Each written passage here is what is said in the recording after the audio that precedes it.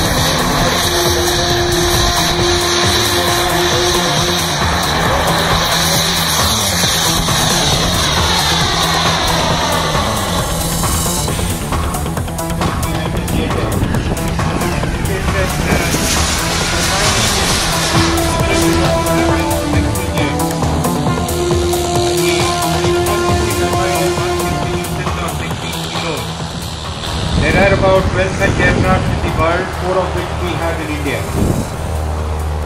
It is the best performer in 3D anywhere in the world in the business of aero modeling or in the demos of aero modeling. And we are all proud to have this machine in our country. It comes from Germany and it requires a lot of skill. And Vati, who is presently flying, is probably the only pilot in India who can fly a J10 in this manner.